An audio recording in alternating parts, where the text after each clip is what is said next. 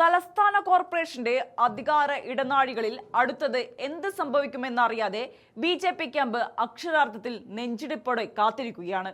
അത്രമേൽ നാടകീയവും വരും ദിവസങ്ങളിൽ ഭരണം തന്നെ അട്ടിമറിക്കപ്പെട്ടേക്കാവുന്നതുമായ ഒരു രാഷ്ട്രീയ ക്ലൈമാക്സിലേക്കാണ് തിരുവനന്തപുരം കോർപ്പറേഷൻ ഇപ്പോൾ നീങ്ങുന്നത്. നേരിയ ഒരൊറ്റ വോട്ടിന്റെ ഭൂരിപക്ഷത്തിൽ ഭരണം കയ്യിൽ വെച്ചിരിക്കുന്ന ബി.ജെ.പിയെ മുൾമുനയിൽ നിർത്തിക്കൊണ്ട് സംസ്ഥാന സർക്കാരിന്റെ ഭാഗത്തു നിന്നും ആ കടുത്ത പ്രഹരം ഒടുവിൽ വന്നെത്തിയിരിക്കുന്നു. വാഴോട്ടുകോണം വാർഡിൽ നിന്നുള്ള ബി.ജെ.പി കൗൺസിലർ ആർ സുഗതനെതിരെ ചുമത്തിയ കാപ്പയ്ക്ക് ആഭ്യന്തര വകുപ്പ് ഔദ്യോഗികമായി അംഗീകാരം നൽകിയിരിക്കുന്നു. ഇതോടെ വിയൂർ സെൻട്രൽ ജയിലിന്റെ അഴിക്കുള്ളിൽ കിടക്കുന്ന സ്വന്തം കൗൺസിലറെ എങ്ങനെ പുറത്തിറക്കും, എങ്ങനെ ഭരണം നിലനിർത്തുമെന്നറിയാതെ ബി.ജെ.പി നേതൃത്വം പൂർണ്ണമായും പരുങ്ങലിലായി കഴിഞ്ഞു. കാര്യങ്ങൾ ഇവിടെയും തീരുന്നില്ല. വരാനിരിക്കുന്നത് ഇതിലും വലിയ കെണിയാണ്. ഭരണഘടനാ വിരുദ്ധമായ രീതിയിൽ സത്യപ്രതിജ്ഞ ചെയ്തതിന്റെ പേരിൽ ബി.ജെ.പിയുടെ 20 കൗൺസിലർമാരുടെ അംഗത്വം കഴിഞ്ഞ ദിവസം ഹൈക്കോടതി അസാധുവാക്കിയിരുന്നു. കോടതി വിധി വന്നയുടൻ 19 പേരും അതീവ രഹസ്യമായി പുനഃസത്യപ്രതിജ്ഞ ചെയ്ത് തലയൂരിയെങ്കിലും 20-ാമനുമായ സുഗതൻ ഇപ്പോഴും ജയിലിനുള്ളിലാണ്. കോടതി അനുവദിച്ച 4 ആഴ്ചത്തെ സമയത്തിനുള്ളിൽ ജയിലിൽ കിടക്കുന്ന സുഗതന് പുറത്തിറങ്ങി സത്യപ്രതിജ്ഞ ചെയ്യാൻ കഴിഞ്ഞില്ലെങ്കിൽ അയാളുടെ കൗൺസിലർ സ്ഥാനം എന്നേക്കുമായി റദ്ദാക്കപ്പെടും. മറ്റൊരു വശത്ത് കൗൺസിൽ യോഗങ്ങളിൽ തുടർച്ചയായി പങ്കെടുക്കാതിരുന്നാലും സുഗതന്റെ കസേര തെറിക്കും. സുഗതൻ പുറത്തിറങ്ങുന്നത് തടയാൻ നിയമത്തിന്റെ എല്ലാ വഴികളും സർക്കാർ നോക്കുമ്പോൾ കൗൺസിൽ യോഗം വിളിച്ചു ചേർക്കാതെ സമയം നീട്ടിയെടുക്കാനാണ് ബി.ജെ.പി ഇപ്പോൾ ശ്രമിക്കുന്നത്. എന്നാൽ ഈ കളി മുൻകൂട്ടി കണ്ട് പ്രതിപക്ഷവും കോർപ്പറേഷനിൽ ശക്തമായ സമരവുമായി രംഗത്തിറങ്ങിക്കഴിഞ്ഞു. ആകെ 101 അംഗങ്ങളുള്ള തിരുവനന്തപുരം കോർപ്പറേഷനിൽ കേവലം 51 പേരുടെ ഭൂരിപക്ഷത്തിലാണ് ബി.ജെ.പി ഭരിക്കുന്നത്. ഇതിൽ സുഗതന്റെ ഒരൊറ്റ അംഗത്വം റദ്ദാക്കപ്പെട്ടാൽ ബി.ജെ.പിയുടെ ബലം 50 ചുരുങ്ങും. അതായത് കേവല ഭൂരിപക്ഷം പൂർണ്ണമായും നഷ്ടപ്പെടും. ഒരു ഭരണം വീഴാൻ ഈ ഒരൊറ്റ വോട്ട് മാത്രം മതി. അതുകൊണ്ട് തന്നെ സുഗതനെ എങ്ങനെയെങ്കിലും രക്ഷിച്ചെടുക്കാൻ ബി.ജെ.പി ഇപ്പോൾ സുപ്രധാനമായ ചില തിരക്കഥകൾ അണിയറയിൽ ഒരുക്കുന്നുണ്ട്. കാപ്പയിൽ ഇളവ് നൽകി സത്യപ്രതിജ്ഞ ചെയ്യാൻ അനുവദിക്കണമെന്ന ആവശ്യവുമായി അവർ അടിയന്തരമായി ഹൈക്കോടതിയെ സമീപിക്കുകയാണ്.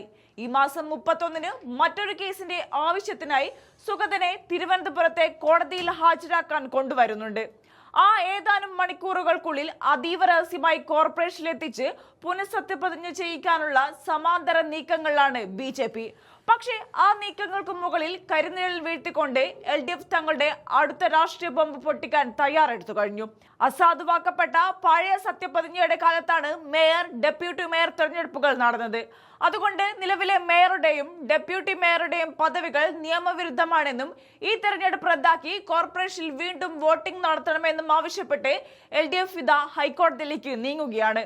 മുൻപ് ബി.ജെ.പി കൗൺസിലർമാരെ പൂട്ടിയ അതേ LDF നേതാവ് SP ദീപക് തന്നെയാണ് ഈ പുതിയ നിയമയുദ്ധത്തിനും അമരത്തുള്ളത്. ഹൈക്കോടതിയിൽ നിന്ന് LDF ലക്ഷ്യമിടുന്ന ആ ഉത്തരവ് കൂടി വന്നാൽ തലസ്ഥാന കോർപ്പറേഷന്റെ ഭരണം ബി.ജെ.പിക്ക് പൂർണ്ണമായി നഷ്ടമാകും. അണിയറയിലെ നാടകീയ നീക്കങ്ങളും കോടതി മുറികളിലെ വരും ദിവസങ്ങളിലെ വാദപ്രതിവാദങ്ങളും തിരുവനന്തപുരം കോർപ്പറേഷന്റെ ഭരണം ആർക്കൊപ്പം എന്ന് വരും മണിക്കൂറിൽ പ്രഖ്യാപിക്കും.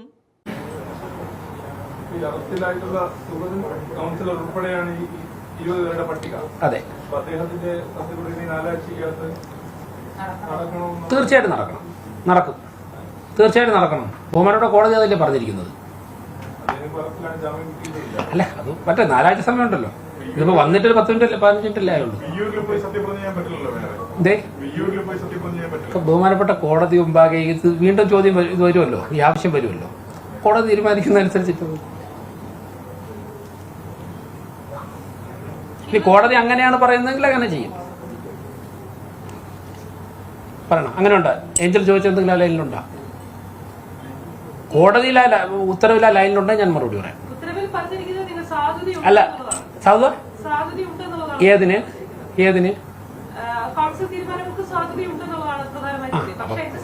സംശയമാണ്.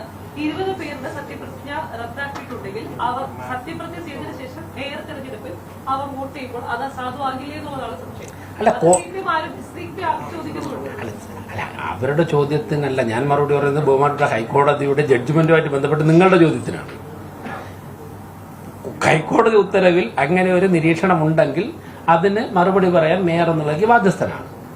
ഞങ്ങൾ ഹൈക്കോടതി ഉത്തരവിനെ പൂർണ്ണമായിട്ടും അംഗീകരിക്കുന്നു, അനുസരിക്കുന്നു. തീർച്ചയായിട്ടും അത് അജണ്ട എല്ലാം ഇപ്പോൾ തയ്യാറായിക്കൊണ്ട് ഇന്ന് വൈകുന്നേരം തന്നെ കൗൺസിലർമാർക്ക് അജണ്ട നൽകി തുടങ്ങും. സ്റ്റാൻഡിംഗ് കമ്മിറ്റി ഇവിടെ ഉണ്ട്. അത് ഇന്ന് ചേർന്ന് കഴിഞ്ഞാൽ അജണ്ട നൽകി തുടങ്ങും. അത് നേരത്തെ തന്നെ പറഞ്ഞാണല്ലോ, വളരെ മുമ്പ് തന്നെ 29 കൗൺസിൽ യോഗം പ്രിപ്പയർ ആയല്ലോ. അജണ്ട പ്രിപ്പയർ ആയി കഴിഞ്ഞു. 2 സ്റ്റാൻഡിംഗ് കമ്മിറ്റി ചെയർമാൻമാർ ഉണ്ട്, അവർ 3 പേരുണ്ട്, അവരൊക്കെ പ്രിപ്പയർ ആയിക്കൊണ്ടിരിക്കുകയാണ്. അതെ, ഹെൽത്ത് നടക്കുക, ഹെൽത്ത് ഇപ്പോൾ നടന്നുകൊണ്ടിരിക്കുക. എവിടെ ഉത്തരവില്ലതുണ്ടോ? മേയർ ഒരു മേയർക്കും ഒരു ഡെപ്യൂട്ടി മേയർക്കും മാത്രമേ ഒരു സമയം തുടരാൻ പറ്റുള്ളൂ. ഇപ്പൊ രണ്ടും ഉണ്ട്. കോടതി ഉത്തരവില്ല, അതില്ലല്ലോ. ഇനി വേറൊരു കാര്യം കൂടി, മേയർ എന്നുള്ള നിലയ്ക്ക് ഈ ഉത്തരവിന്റെ പശ്ചാത്തലത്തിൽ ഞങ്ങളുടെ ആലോചനയിൽ വന്നിട്ടുണ്ട്. ഈ ബഹുമാനപ്പെട്ട ഹൈക്കോടതി മുമ്പാകെ റെസ്പോണ്ടൻസ് ആയിട്ട് പോയ വന്ന കൗൺസിലർമാരുടെ പേരുകളല്ലാതെ മറ്റു ചിലർ കൂടി ചില ദൈവങ്ങളുടെ പേര് സത്യപ്രതിജ്ഞ ചെയ്തിട്ടുണ്ട്. സ്വാഭാവികമായിട്ടും 101 പേർക്കും ഈ വിധി ആപ്ലിക്കബിൾ ആണ്. അപ്പോൾ സത്യപ്രതിജ്ഞ ചെയ്ത സമയത്ത് അവരെ കൂടി ഇതിൽ ഉൾപ്പെടുത്തേണ്ടതായിട്ടുണ്ട്. അതിനെക്കുറിച്ചും ആലോചിക്കും, അതിൻ്റെ നിയമവശങ്ങൾ ആലോചിക്കും. അതെല്ലാം റെക്കോർഡ് ചെയ്തിട്ടുണ്ട്. അതോടൊപ്പം തന്നെ മിനിറ്റ്സിലുണ്ട്, കേസ് പാർട്ടിലൊക്കെ ഉണ്ട്. അപ്പോൾ അല്ലെങ്കിൽ പിന്നെ അവരുടെ അസ്വസ്ഥത ഇപ്പോൾ ഈ വിധി വരുമ്പോൾ 101 പേർക്കും ബാധകമാണല്ലോ. അപ്പോൾ ഈ പറഞ്ഞ ഹൈക്കോടതിയുടെ മുമ്പാകെ ഇപ്പം നിലവിലുള്ള കേസിലുള്ള കൗൺസിലർമാരല്ലാതെ മറ്റു പലരും കൂടി, അത് ഫയൽ ചെയ്തവർ അത് ഫയൽ ചെയ്തില്ല, അവരുടെ പേര് ഫയൽ ചെയ്തില്ല, അതുകൂടി കണ്ടെത്തിയിട്ട് അവരുകൂടി ചെയ്യേണ്ടി വരും. അതിലൂടെ നിയമവശം പരിശോധിക്കും. നിങ്ങൾ പരിശോധിച്ചാൽ അറിയാം ആരൊക്കെയാണ് ഏതൊക്കെ ദൈവങ്ങളുടെ പേരിലാണ് ചെയ്തതെന്ന്.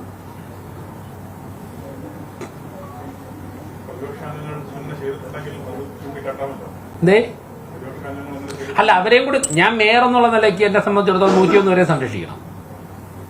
സ്വയമായിട്ടുള്ള സംരക്ഷണം നോക്കണം. അതോടൊപ്പം തന്നെ 101 പേരെയും കൗൺസിലർമാരുടെന്നുള്ള നിലയ്ക്ക് ജനങ്ങൾ ജയിപ്പിച്ചു വിട്ടല്ലേ. അപ്പൊ ഈ വിധി വന്നതോടുകൂടി അങ്ങനെ ചെയ്ത എല്ലാ പേരും, ഈശ്വരനാമത്തിലോ ദൃഢപ്രതിജ്ഞയോ അല്ലാതെ ചെയ്ത എല്ലാ പേരും അതിൽ ആപ്ലിക്കബിൾ ആണ്. അപ്പൊ അങ്ങനെ ചെയ്തിട്ടുള്ള മറ്റാൾക്കാരുണ്ട്, രേഖകൾ കാണിക്കുന്നത് അങ്ങനെയാണ്. അവരും ഇവിടെ ചെയ്യേണ്ടി വരും. കോടതി പറഞ്ഞിരിക്കുന്നത് സത്യപ്രതിജ്ഞയിൽ നിയമലംഘനമുണ്ടെന്ന് കരുതി തെരഞ്ഞെടുപ്പ് റദ്ദാക്കാൻ സാധിക്കില്ല എന്നാണ്. അതാണ് ഞാൻ അടുത്ത പറയാൻ പോകുന്ന പോയിന്റ്. ഈ കേസ് നിങ്ങൾ പല മാധ്യമങ്ങളും വാർത്ത കൊടുക്കുന്നത് തിരിച്ചടിയാണ്. തിരിച്ചടി കേസ് ഫയൽ ചെയ്തവർക്കാണ്. തിരിച്ചടി. അവരുടെ ആർഗ്യുമെന്റിനെ കോടതി തള്ളിക്കളഞ്ഞിരിക്കുകയാണ്. കാരണം എന്താണ്? അവരാവശ്യപ്പെട്ടത് തെരഞ്ഞെടുപ്പ് തന്നെ റദ്ദാക്കണം. അതായത് തിരുവനന്തപുരം കോർപ്പറേഷനിൽ ജനങ്ങൾ തെരഞ്ഞെടുത്ത ഒരു ഭരണസമിതി ചുരുങ്ങിയ കാലം കൊണ്ട് തന്നെ ജനങ്ങൾക്ക് നൽകിയ വാഗ്ദാനങ്ങൾ പാലിച്ച് നല്ല ജനപിന്തുണയോടെ മുന്നോട്ട് പോകുന്ന ഭരണസമിതി, ആ ഭരണസമിതിയെ അസ്ഥിരപ്പെടുത്തുവാൻ വേണ്ടി നടത്തിയ പരിശ്രമങ്ങൾക്കാണ് തിരിച്ചടിയേറ്റിരിക്കുന്നത് അല്ലേ? അതിൽ ഒരു വാക്ക് പോലും ഈ കൗൺസിലർമാർ അസാധുവാണെന്നോ ഇവരുടെ തെരഞ്ഞെടുപ്പ് അസാധുവാണെന്നോ ഇവർ ഇപ്പോൾ കൗൺസിലർമാരല്ലെന്നോ ഒന്നും പറഞ്ഞിട്ടില്ല. 24 മണിക്കൂറിനോ 48 മണിക്കൂറിനോ സത്യപ്രതിജ്ഞ ചെയ്യണമെന്നും പറഞ്ഞിട്ടില്ല. അടുത്ത കൗൺസിൽ യോഗത്തിന് മുമ്പ് സത്യപ്രതിജ്ഞ ചെയ്യണമെന്നും പറഞ്ഞിട്ടില്ല. 4 ആഴ്ചയ്ക്കകം സത്യപ്രതിജ്ഞ ചെയ്യണമെന്നാണ് ബഹുമാനപ്പെട്ട ഹൈക്കോടതി പറഞ്ഞിരിക്കുന്നത്. അപ്പോൾ കേസ് ഫയൽ ചെയ്തവർക്കാണ് തിരിച്ചടി. ഈ കേസ് ബഹുമാനപ്പെട്ട ഹൈക്കോടതി മുമ്പാകെ വന്നപ്പോൾ തന്നെ, ഈ വിഷയം ചർച്ചയിൽ വന്നപ്പോൾ തന്നെ ഇതിൽ എല്ലാ വശങ്ങളും ഞങ്ങൾ ആലോചിച്ചിരുന്നു ഭരണസമിതി. അപ്പോൾ അതിൽ ഞങ്ങൾ പ്രതീക്ഷിച്ചിരുന്ന തരത്തിൽ തന്നെയാണ് കാര്യങ്ങൾ അവസാനിച്ചത്.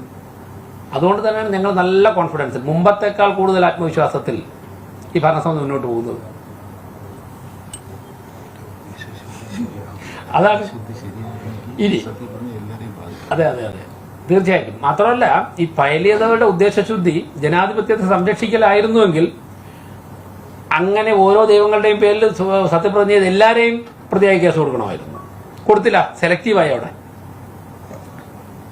ആ സങ്കുചിതമായ മാനസികാവസ്ഥയും കൂടിയാണ് ചിന്തിക്കേണ്ടത്, ചർച്ച ചെയ്യേണ്ടത്. എന്തുകൊണ്ട് കൊടുത്തില്ല? ഒന്നുകിൽ ആരെങ്കിലും പ്രീതിപ്പെടുത്താൻ വേണ്ടി, പ്രീണിപ്പിക്കുവാനോ പ്രീതിപ്പെടുത്തുവാനോ ഭയം കൊണ്ടാണ് ഫയൽ ചെയ്യാത്തത്.